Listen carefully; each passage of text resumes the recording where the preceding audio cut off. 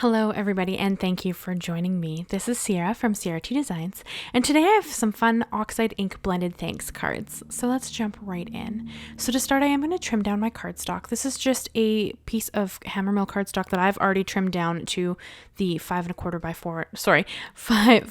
by 5.5 size, and then I trimmed it in half to create 2 cards.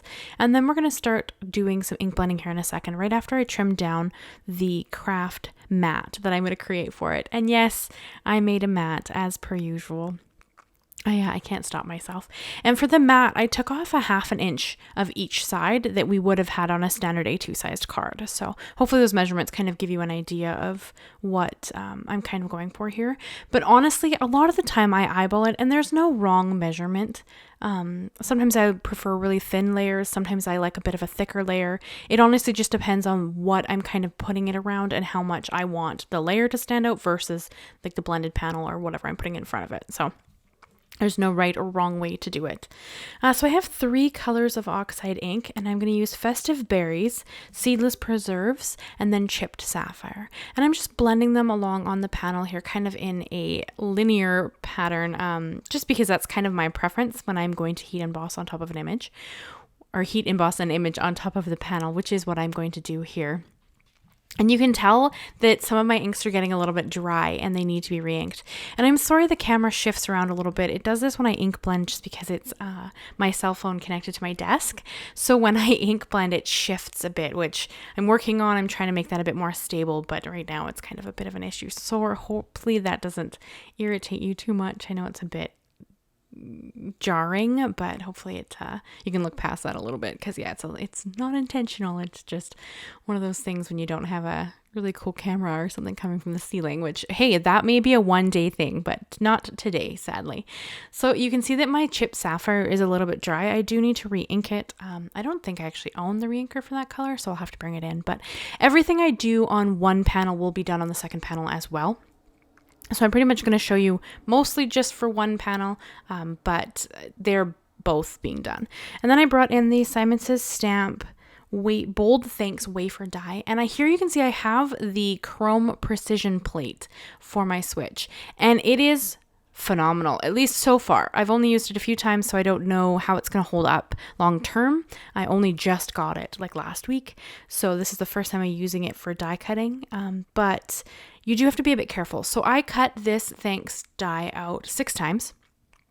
I cut it out for 3 layers for each card, giving it some stability. And it started to, because it's pushing so hard, it started to kind of warp my die a little bit. So that is something you have to be aware of with the chrome precision plate, that it does put on so much pressure that it ends up kind of warping the die a little bit. Now, that's not going to say that the die isn't going to work, and not that you couldn't, say, flip the chrome precision plate over with the die underneath it and still have it cutting into the plate. But it's something I'm going to have to play with, and I just wanted to warn you about that because this is a new product for me, so I don't know all of its intricacies yet. That's something I'm going to have to learn as I go, but I just wanted to give you that heads up in case that's something that you're interested in. So I did cut it out 3 times, from the same Neenah Desert Storm Craft cardstock, and then I'm going to layer them up, kind of giving it a chipboard effect. This really just gives the sentiment more stability, but also it gives it more, I want to say like, weight. Hopefully that kind of makes sense. It like creates more eye drawing effect to the sentiment, which is kind of what I'm after here. And these cards are coming about because I received some mail in my PO box, and I really wanted to make some cards and send them back to the lovely ladies who took some time to write me a note and send me a card. So I wanted to create a couple of cards that I could send back to the ladies. I would love to, this is the hope, be able to respond to everybody who sends something to my PO box. I mean, it may become a time down the road where that may not be feasible if it becomes something that a lot of people are interested in doing. But as it is for now, if with just a few trickling in here and there, it's pretty doable for me to respond to the people who send. So these cards were specifically made with some ladies in mind, so that I could send them a thank you card, as they did reach out and make something for me. So this is kind of what stemmed these. And if you have any interest in sending something to my PO box, the address is linked in the description down below, or it's not linked, it is in the description down below. So you can just check that out if you're interested. But no pressure. I mean, don't feel obligated.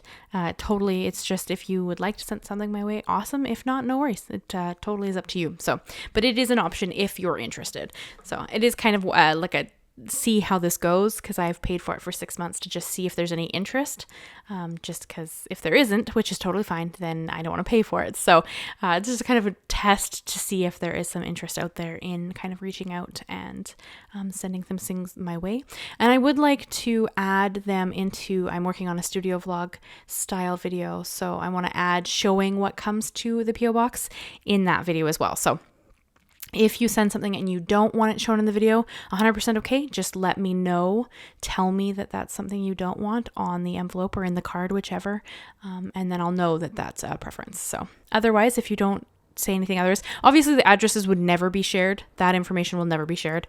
It would just be showing what was sent in the envelope. So just putting it out there if you're interested. So you saw me white heat emboss these beautiful dandelion images. These are from the Simon Says Stamp Dandelion Messages stamp set. And then I also adhered down my little sentiment onto the bottom there, just because I kind of wanted it over the stems. I thought that that would be the best place for them to sit without stealing focus, but still being there.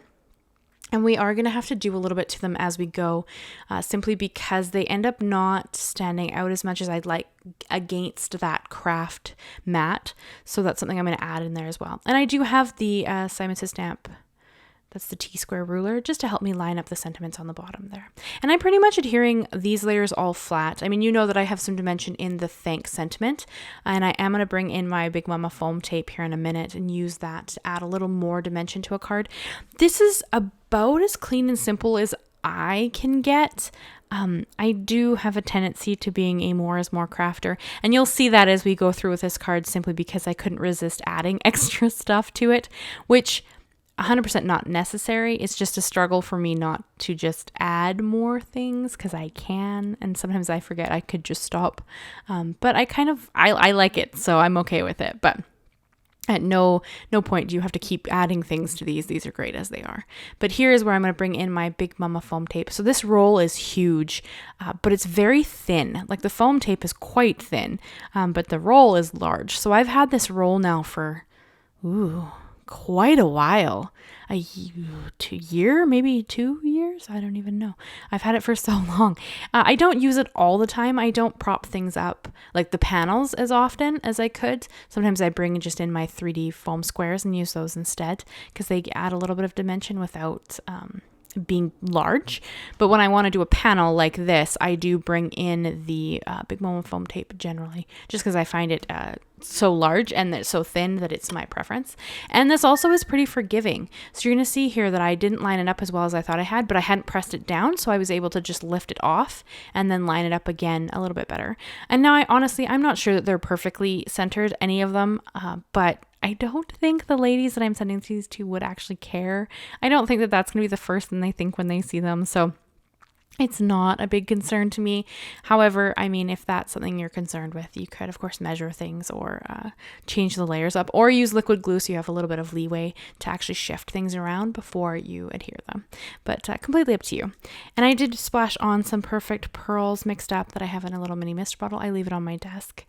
And that's just adds a little bit of extra shimmer and shine into the background. Again, see, these are steps that you don't really need to do. They're just things that kind of add a little more to the card, a little more sparkle or a little more pizzazz, which I have a tendency towards. And then here, this is something that I really wanted to do to help the sentiment stand out a bit more against the craft cardstock in the background. I just covered it with my Spectrum Noir glitter pen. So this is just a really pretty clear glitter, but in the light, I mean, it's hard to see here, sadly, but in the light, it has this stunning shimmer to, I was gonna say glitter and shimmer right there, and it just didn't come out well. It has this stunning shimmer to the Thanks sentiments, which I loved and I thought was really pretty. So it kind of just gives it a little more differentiation from the background. And then I also brought in a couple of the Studio Katya Icy Sparkle crystals and just adhered those to the center of the dandelions. Again, not a necessary step. However, if you like glitter as much as I do, then this step will totally feel necessary just because, I mean, I can and I want to, so why not, right? So here I'm going to hold them up so you guys can check out these cards in all their glory. I love those sentiments with the little bit of glitter on them. I think they turned out really pretty. I'd love to know what you guys think of these cards. These are about as clean and simple as I can kind of get, but I'd love to know what you guys think. If you want to leave me a comment, consider leaving me a like, and think about subscribing if you haven't already. I do new videos every Monday and Thursday, and every Monday up until Christmas is my 12 weeks of Christmas series. Thank you so much, guys, and I will see you again very soon. Bye-bye for now.